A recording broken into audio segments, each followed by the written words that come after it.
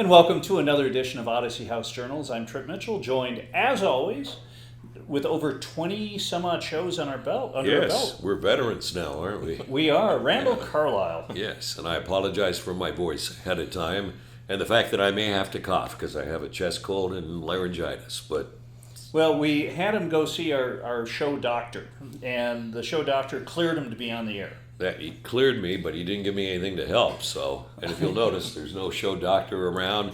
There's no makeup person. There's no wardrobe person. This show sucks. We are going to. Could you send that into the complaint department? Yeah, I will. Yeah. Same office for the complaint department as we have for our doctor, makeup artist, yes, and green room. yes. Dr. However, Feelgood. Dr. Feelgood. we are having. First of all, this show, if you're turning on wondering, why am I watching these guys on Comcast Channel 17? Because Bill Francis helped us get on there.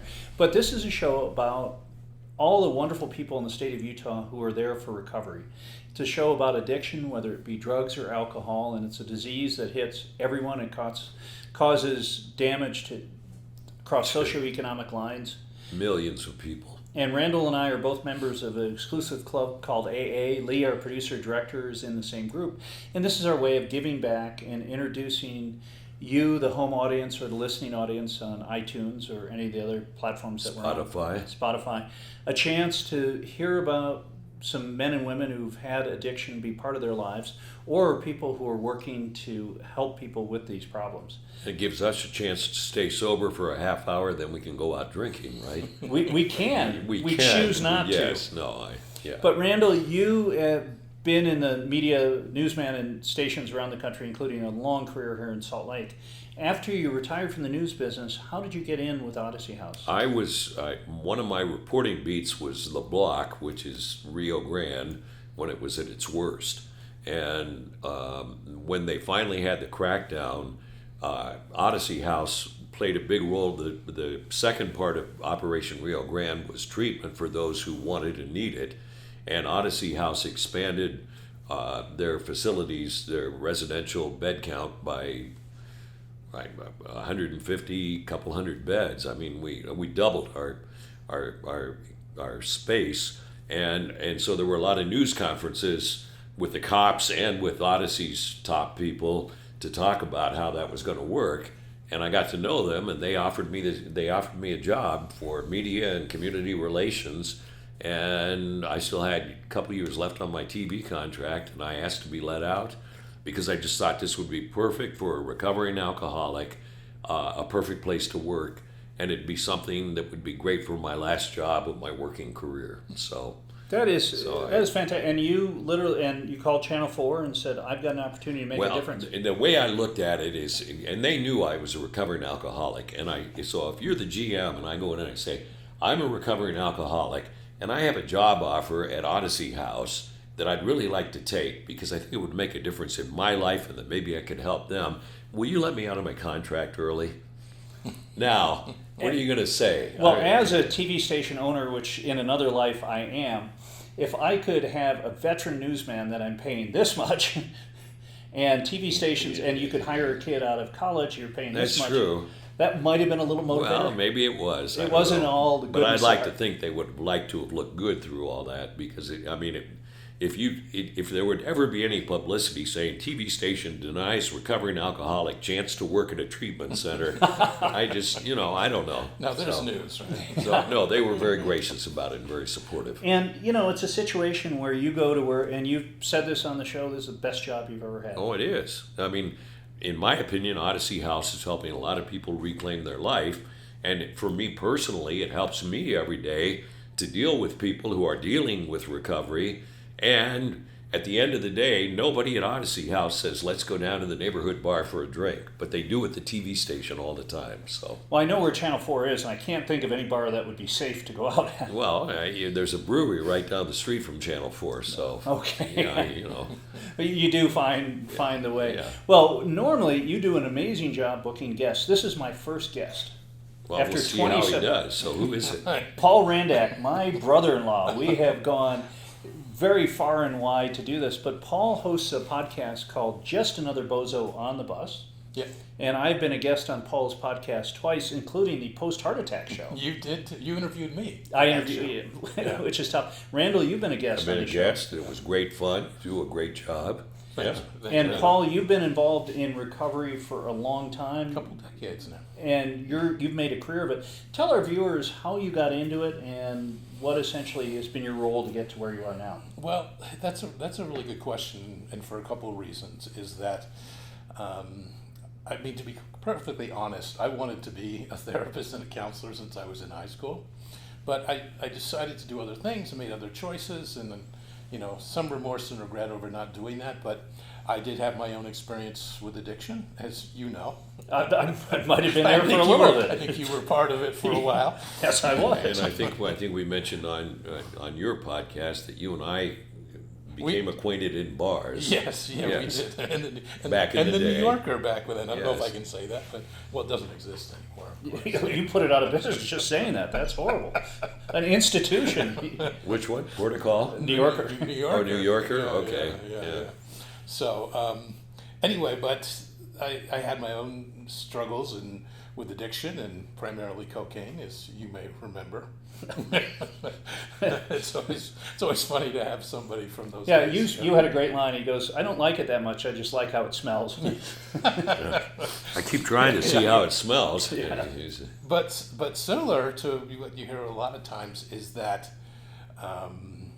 having to have that own challenge myself, I wanted to be involved in helping other people. It's about giving back, and constantly under the notion that I can't keep the things in my life, and that whether you use terms like recovery or my mental health and well-being, my spiritual well-being, I can't have those things and I can't hang on to them if I'm not constantly giving them back and helping other people. And even though today I have some different nomenclature or language around the terms recovery and addiction than I had 20 years ago, I still see that this holds true. Is why I do what I do is, one, I have a deep passion for it, but also I love the recovery community. And I don't believe that anyone is destined in their life to be hamstrung with addiction. I believe that is, many people experience addiction in different ways, but I also have the attitude that I don't know what's right or absolute for anyone else.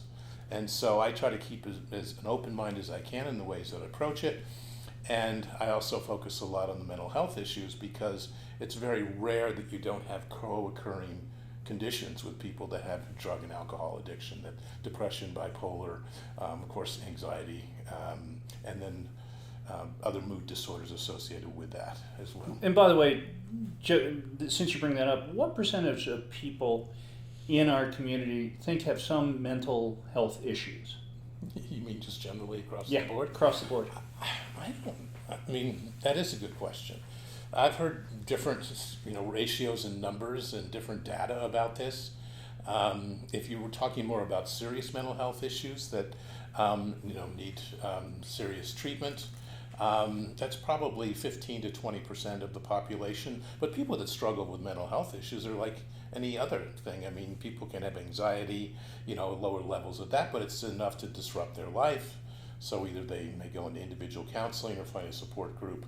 I mean, the numbers can probably get, on average, it's probably closer to 25%, I think. That's a big community of people. It is. One out of every 4 people we know. I was trying to people do in the the- room 2, 4, 5. So Yeah. a couple of us probably. Yeah, we've got 5 in the studio right now, and we're 5 for 5. So I can, when you think about addiction, sometimes people put it in a separate category, but It's not. Yeah. so you really see it as being a part of their mental issues that someone Sure. has, along with the disease of alcohol. Well, yeah, mental, emotional issues. And often the addiction, at least from my perspective, becomes a symptom of those problems, like whether it be an untreated mood or personality disorder, or some other type of behavioral health issue. That the symptom of addiction is usually because there's something else going on. I mean, even simply just saying someone who drinks, I mean, that was their primary problem, possibly. that's still a symptom of something else, and at least in the context that I look at addiction these days. I don't see it as the primary problem, and there may be grief, loss, abandonment, trauma. Yes, trauma is probably the biggest one. Attachment issues, and so on. And it's interesting, Paul. Before we started the show, we were talking about Randall working at a great radio station back in Windsor, Ontario. Yeah. And you would go over to Canada and back every day, and because you'd have to show your draft card to get back in And the I was country. 1A, and the American customs people always said, "How come you're not in Nam, boy?" And I go, "I don't know." Little trauma there. But you had lots of friends who went there, and they came back with a whole host of problems. Right. And we were, 18, 19, 20 years old, and you go over to this foreign country, and you're killing women and children at the same time because they were going to kill you. They were combatants as well. That's the way. And how can you do that? My father was in World War II, never talked about it, and he always seemed like he seemed to always be screwed up. He's dead now, rest his soul. But when he was dying of cancer and he had enough fentanyl on board, he started telling stories. And the one story he told was he was in the South Pacific, and he was a Marine, and they were the first ones on shore on this island, and they came across this platoon of Japanese soldiers. There were like 20 or 30 of them. I don't know if that's a platoon, I'm not military. And they were also dehydrated and out of food and everything, that they were just lying around like this.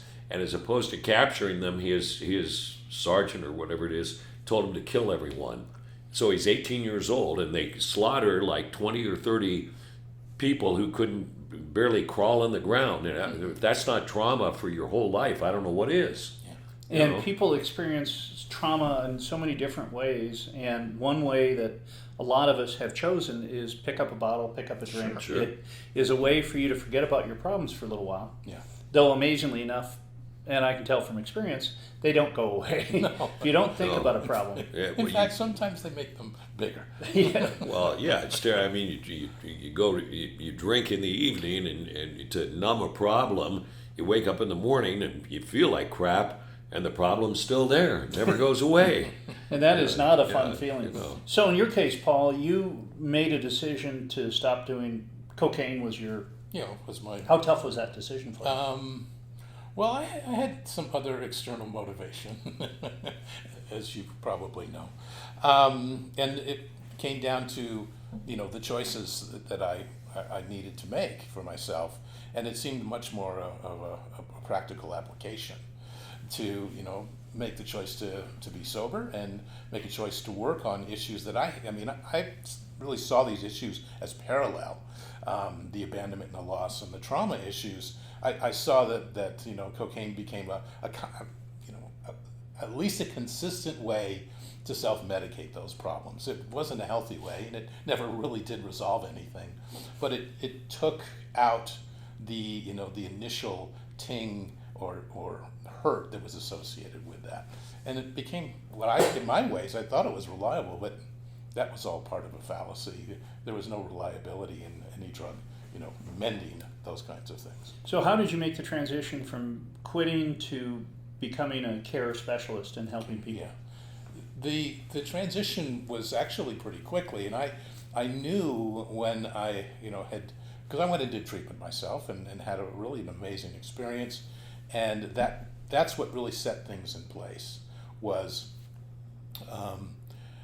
having good therapists and good counselors and a supportive community to work from, and that's when I really realized how important community was. I mean, in AA they call that the fellowship, but I also see that there are different forms of the recovery community. There are people that use other types of modalities, as I mentioned before, but it's By the way, that Randall, fellowship. we're going to set the record for big words on this show today. Modality? Yeah. Okay, there's one over I'm there. sorry. No.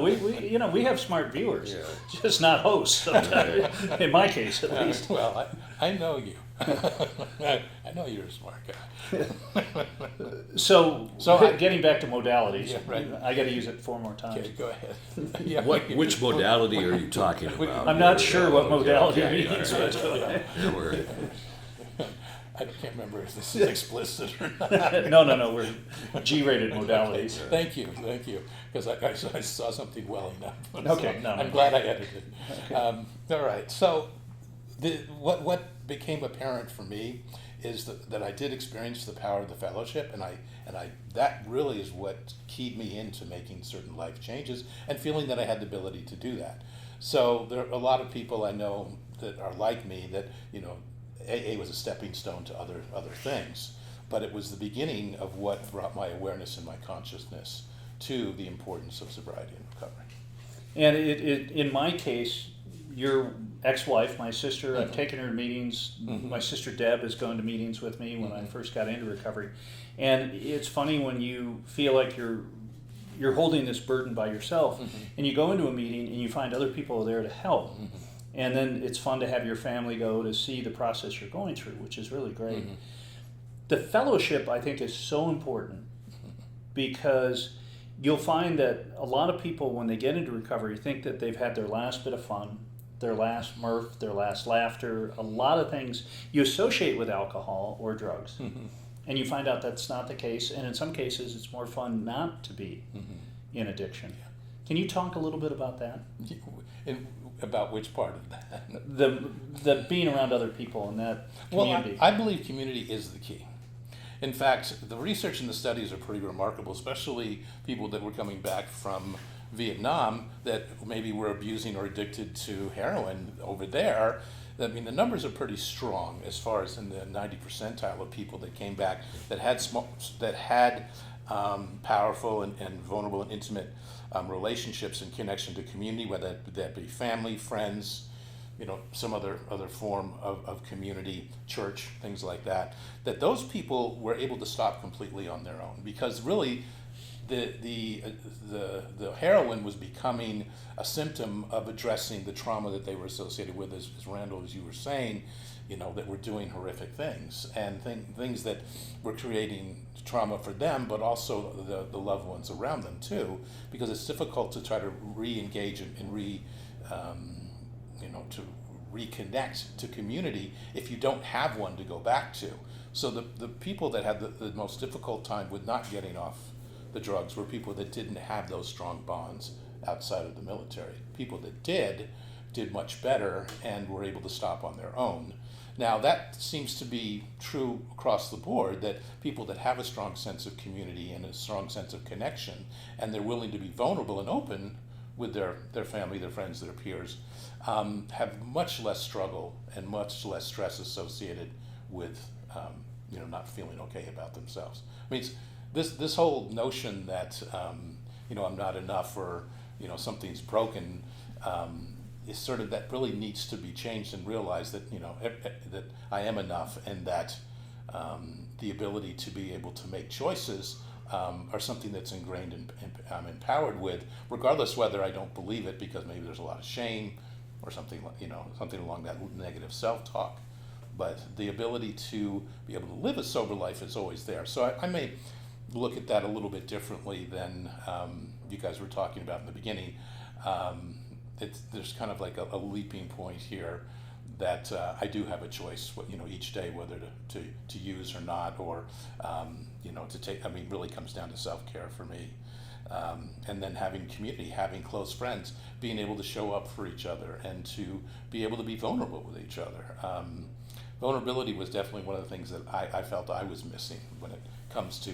I had friends or associates or acquaintances, but I didn't have a lot of intimacy in those relationships. So, yeah. So I believe, people who successfully complete Odyssey and then sort of take an approach like, okay, I don't have to work on this anymore, I'm cured or whatever, generally fail at some point. The people who stay involved in the recovery community, in things like, not talking about, how are you doing today, buddy, but social events, fun stuff, bowling, softball, exactly. Going to movies together, things like that, and hanging around that recovery community. And there are tens of thousands of people in the recovery community in Utah. They have a much better chance of succeeding and staying sober. And it's interesting, in my case where I've been involved and stepped back out, it was when I withdrew from the group. Sure. And you feel a guilt when so many people want you to succeed. And when you do fail, it is a horrible feeling. Last thing in the world, you want to go back and admit defeat. But every time that I have, the group has been so warm and welcoming. They want you to succeed, and that's a nice situation. And within the context of Odyssey House, people have walked away, but we've met through this show. A number of people have come back, and they've all been welcomed back with open arms. And they've done a lot better the second or third or fourth time through too. So, and it's got to be so disappointing for a parent or a loved one to see someone in recovery and all of a sudden start sleeping well at night, not worrying, and seeing that person go back out. And going back out is just the term that we use for trying drugs and alcohol again. But see, the recovery community, if they're really doing what they should be doing, it wouldn't be you come and tell me that you got drunk last night. I go, oh, trip, oh, that's terrible. It should be lifting you up and saying, okay, you had a slip. Okay, what do you do? Let's go out today and talk about it and play golf or something. I mean, it's not the end of the world. It is not. And, and you've been through it, I assume. Yes. Once or twice. But that guilt. Are you limiting that? Yeah. Only 5. No, but it is part of the process. So now you've had a chance. You work with recovery centers. You're a broadcaster, a podcaster. What is the most fulfilling part about what you do now? What do you love the best? Besides just the notion of giving back, which is how I started to answer that question, I think the first time. But it's what brings me meaning and purpose.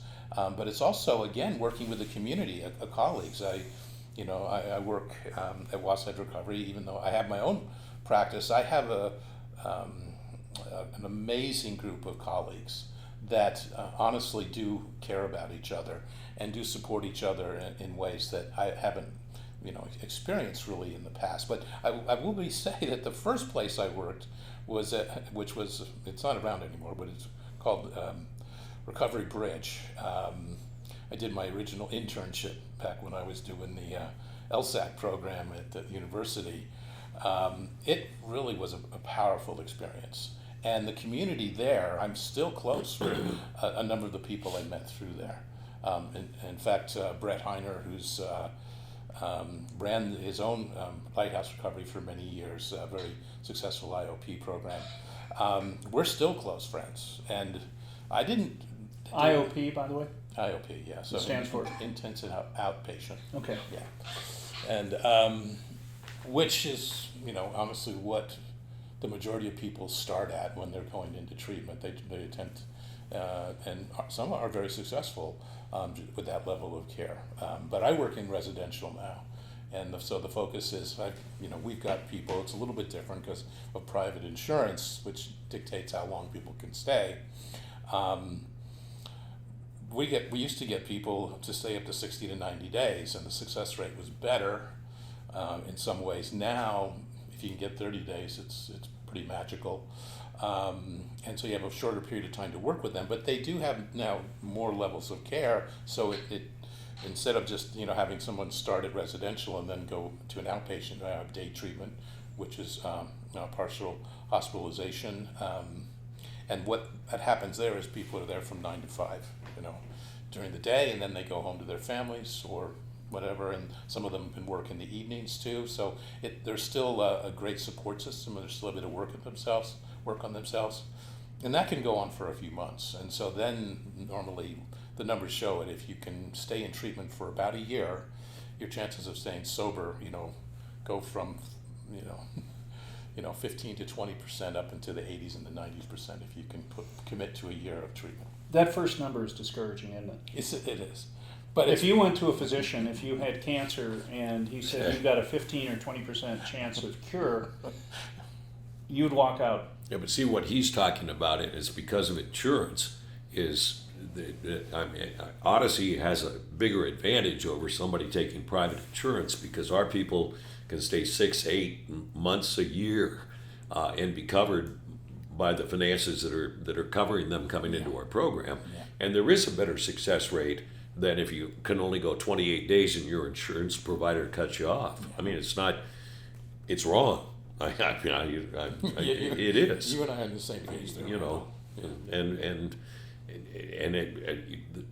if it'd be the same if, can you imagine if you went in and you had cancer and your insurance company said, we'll let you do chemo or radiation for 28 days, but after that, you're on your own. How many more people would be dying of cancer? And it's the same numbers That's a that he great was analogy. giving, Yeah. you know. And insurance companies don't do that with cancer or diabetes or anything like that, but they do with addiction. Yeah, and Okay. and yet they probably feel like they're doing something at least. Hey, we're giving you 28 days. Come Yeah. on. What do you want?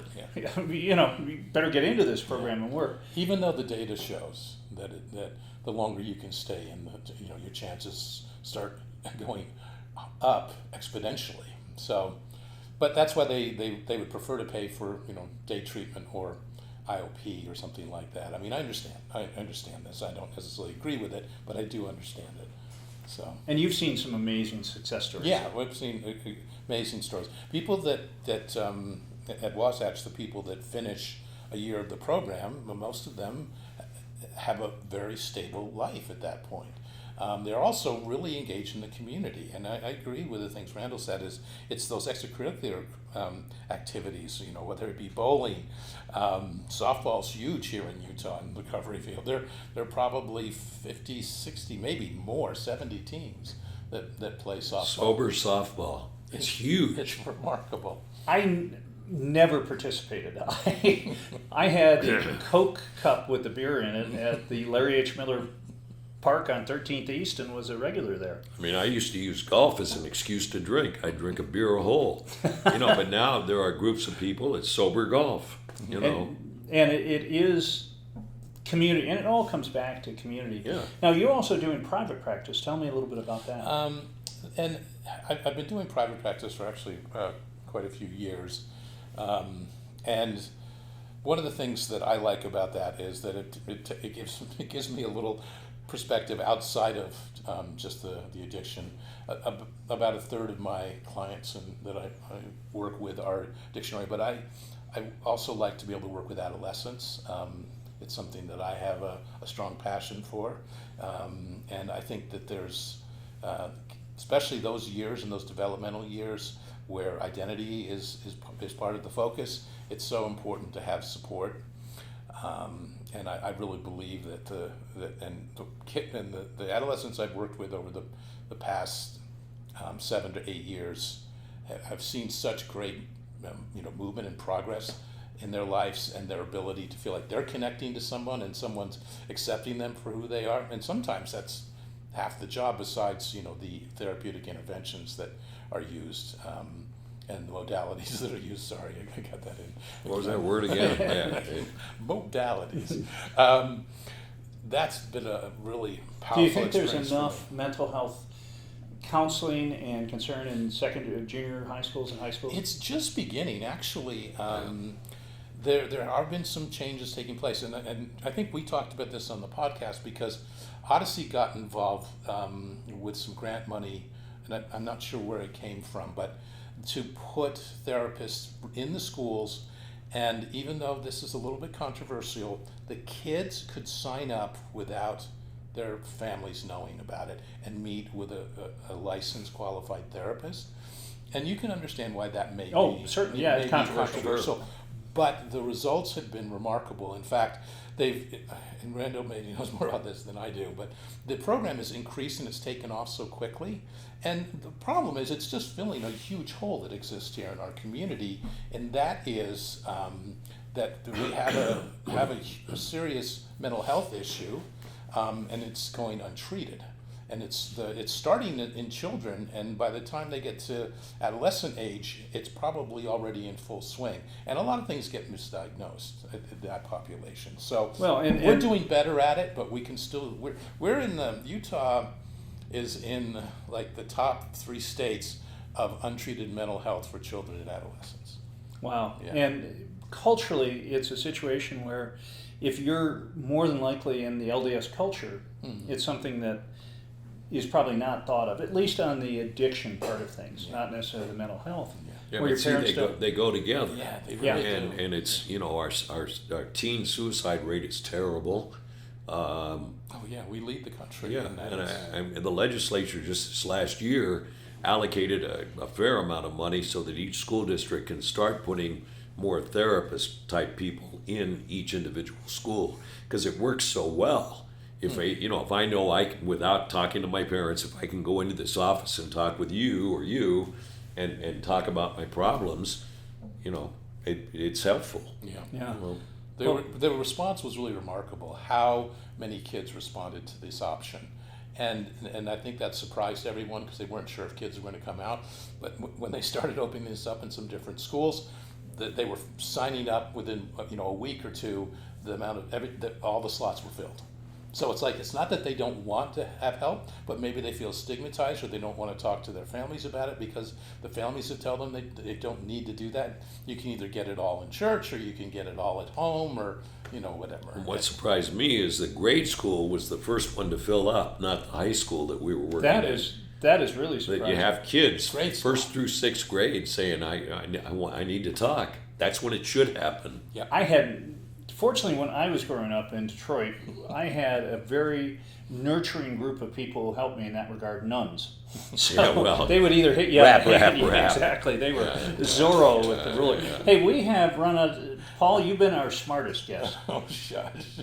Because you have taken a different modality approach to this whole podcast. I'm sorry. And I'm sorry to our listeners. Yeah, and we are a modality ourselves since we're both TV and we're There you video go. on Comcast Channel 17. Want to thank Bill Francis and the folks who put us on, but also we are a podcast. And as such, iTunes, Spotify.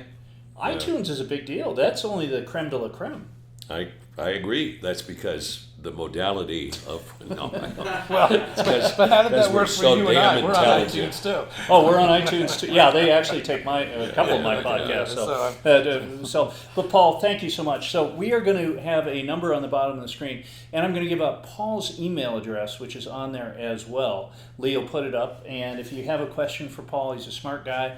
I have known him since 1981. I'll do the math. That's at least 104 years ago. But he's a very smart guy, as you can see, and just talking to people is the most important thing. So if you've got a loved one, if you've got some issues, please give a call. The number we're going to put up is the Odyssey House His number. first, and then Odyssey's number, which is 801-322-3222. Okay. Okay? You almost petered out on the last two. 801-322-3222. Yeah. Okay. And give Odyssey House a call, or Paul's email address will be up on the screen. Talk to someone. The second that you have someone that you can talk to, it gets better. And as you can see just from this show and our previous shows, there are a lot of people out there who really do care. I want to thank you so much for watching. Paul, thank you so much. you. We'll see you next time. Take care.